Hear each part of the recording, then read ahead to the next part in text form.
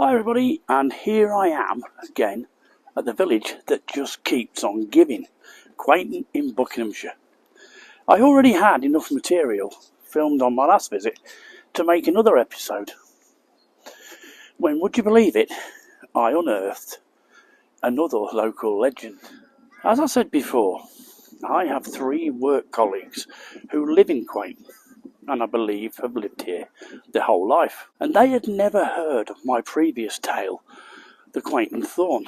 If you haven't seen it, please give it a watch.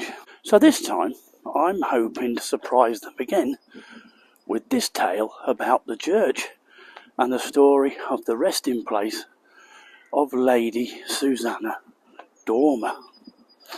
In 1939, it was noted by Elliot O'Donnell in the book Haunted Churches that inside the church was a quaint epitaph to Lady Susannah, which read, "The virtuous and religious Susannah, Lady Dormer, who most piously left this transitory life on the 24th day of February 1671. Now, hopefully, I'm going to find it if it's still here. The tale goes that after his wife's death, Sir John decides to deal with his grief by getting away from it all and goes off to stay in Livorno in Italy. The first night after arriving, Sir John has the most terrible nightmare, where he sees his recently deceased wife floating on water. Every feature on that face he had loved so much was portrayed with a reality which was horrific and ghastly. After 4 nights of this and no sleep, he tells his manservant to make ready to leave because we are going home. Something he knew was wrong back in the family vault in Quainton.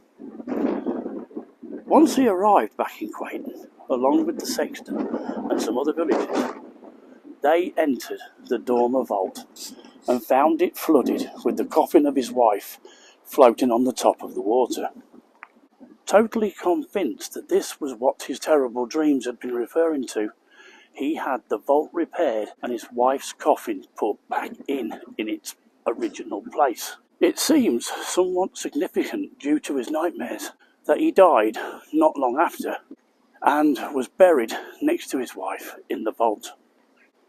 According to reports, when the vault was opened around 100 years after Sir John's death, Lady Susannah's outer coffin was very decayed, but the leaden inner coffin and both inner and outer of Sir John's coffins were intact. So here I am in the Church of the Holy Cross and St Mary in Quainton, looking for the memorial to Susannah Dormer. Now, I've come across this over here. Now, unfortunately, I can't find the epitaph that was supposed to be in it, but I have found this, which does mention her, but unfortunately, it's all in Latin, so I don't really know what it says about her, but it does mention her at the top.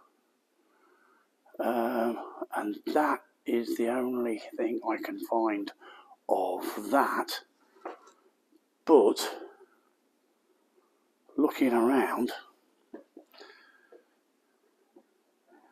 over here, if I swing round here,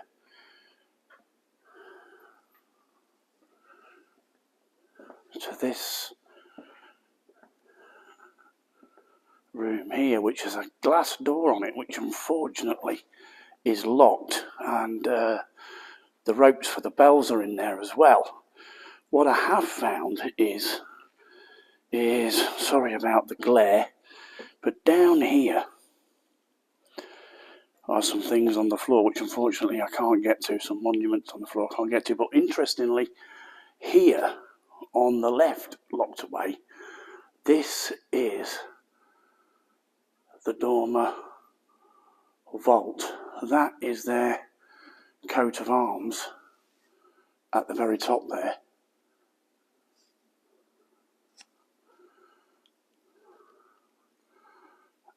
And unfortunately, as I say, can get some of the names off here, but they are in Latin, so I don't really know what it's saying.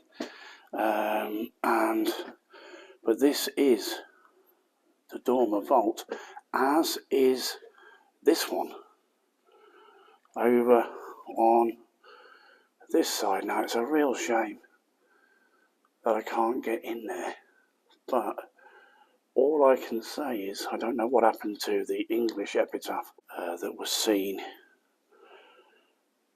by the writer of the Haunted Churches book, but I'm guessing that somewhere in there Sir John and Lady Susannah are buried. Now that's a shame, but I'm hoping to find out more about it. But there's I presume it's open when the bell ringers are here, so I might try and find out if I can find out any more on that. But for the time being, that is where I think the last resting place of Sir John and Lady Susannah. This stone outside the George and Dragon pub here in Quainton, with a letter Y etched into the top, I am reliably informed by Rachel Fox, another member of the Gang of Three, so it could be a wind-up, is the sign that this public house has inside women of the night who may be interested in entertaining me if I show them some coin. Well, not now, but if I'd fancied an interesting evening in years gone by. I must say, not wanting to appear with egg on my face, I did some research and can find no info on this being the reason for this rock. But, saying that, I have had some other information that's told me that there is another pub in Wendover that has the same sign. So, I will be taking a look at that later on. All that remains of the cross of the Order of the Knights of the Hospital of St. John of Jerusalem, commonly known as the Knights Hospitaller, is the base and shaft. I was reliably informed by the Gang of Three from Quainton that it is locally known as the Dildo, but I've got that feeling I'm being wound up. The Hospitallers, who were responsible for rebuilding the church here in 1340, were a medieval Catholic ministry order of which members of a well-known Quainton family, the Mallets, were involved. Now, I'm not sure, but my mate Anthony at work said to me, "Do you know about the Italian prisoner of war camp that was up in Quainton?" Apparently, it's been quite secret. And he showed me on Google Earth a satellite picture of where it was. Now, I think it was down here. I think this was the original road to it. And I think the block that I saw the Google Earth, which I'll try and get a picture of, was down here where these sheep are. And I'm not sure, but I think the block was over there somewhere. And up this road is where seemed to be a very secret, because apparently he's only ever seen one picture, and that was of Italian prisoners of war being taken off the train at Quainton and marched up this road. So, and you apparently can't find anything about it online. Now, I don't know, I may have got the wrong place, but it looks very much like the road that Anthony pointed out to me on Google Earth. He's been up here and he's been doing some research on it himself, but I think it probably is, but I will get back to you if it's not, and I'll try and find out, of course I'll try and find out more about it.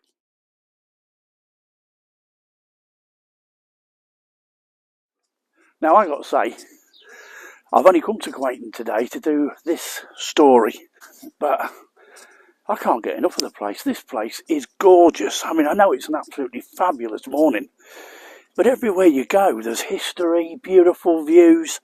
The people So friendly. I mean, you know, everywhere I go, I just want to do some more video and then take some more pictures. So I'm going to walk back down this hill, back on the way back from what we think is the Italian prisoner of war camp. And I'm going to go back through the churchyard again, because I enjoyed it so much last time. And going to walk up to the windmill. Okay.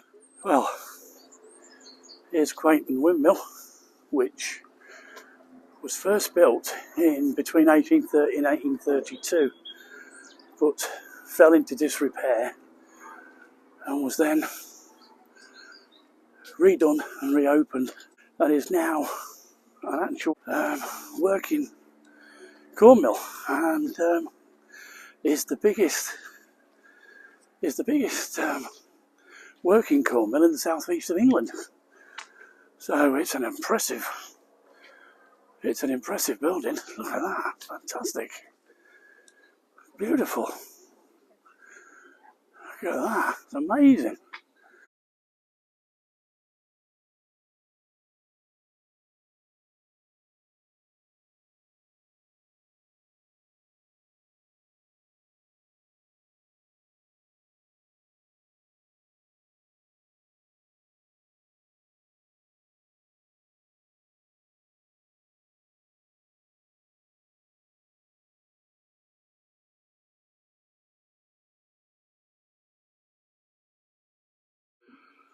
Right, well, how about this for a view?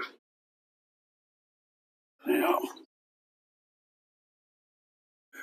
Wow, this is amazing. Look at that, unbelievable. Look at that for a view. God, it is absolutely amazing.